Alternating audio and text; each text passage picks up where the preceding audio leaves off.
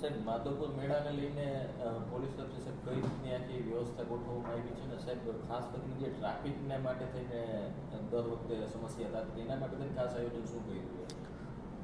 આવતીકાલે 27 તારીખથી લઈ અને 31 તારીખ સુધી માધવપુર ખાતે પરંપરાગત માધવપુરનો મેળાનું આયોજન કરવામાં આવેલું છે.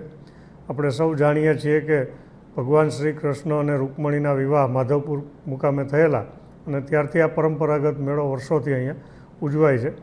મેળામાં ખૂબ મોટા પ્રમાણમાં લોકો માહલવા માટે આવે છે, ત્યારે આ તમામ લોકોની સલામતી માટે, સુરક્ષા માટે પોલીસ વિભાગે બંદોબસ્તનું આયોજન કરેલ છે.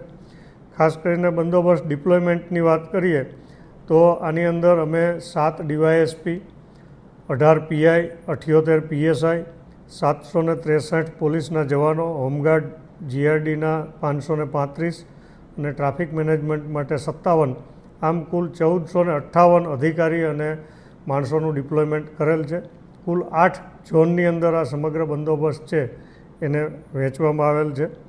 આ ઉપરાંત રાઉન્ડ ધ ક્લોક મેળા ઉપર નજર રાખવા માટે 140 જેટલા સીસીટીવી કેમેરા પણ લગાડવામાં આવેલા છે, જેનું પણ પોલીસ કંટ્રોલ રૂમ દ્વારા સતત મોનિટરિંગ કરવામાં આવશે.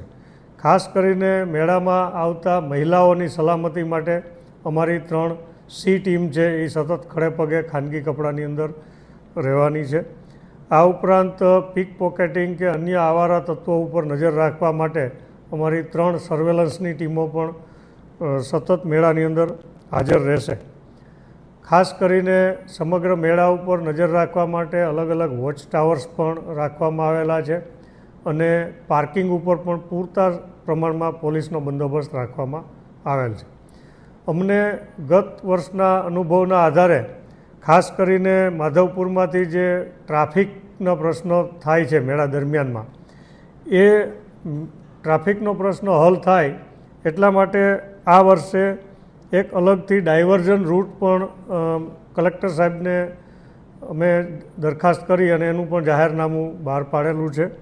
તો આપના માધ્યમથી અમે લોકોને એ પણ જણાવવા માગીએ છીએ કે જે લોકો માધવપુર જવા ન માગતા હોય અને પોરબંદરથી જેને સોમનાથ અથવા સોમનાથથી પોરબંદર આવવું હોય અને માધવપુરમાં ન જવું હોય મેળામાં, એ લોકો માટેનો એક સ્પેશિયલ ડાયવર્ઝન રૂટ પણ આ વર્ષે નક્કી કરવામાં આવેલો છે અને એના ઉપર પણ અલગથી પોલીસનું બંદોબસ્ત છે અમે રાખેલો છે.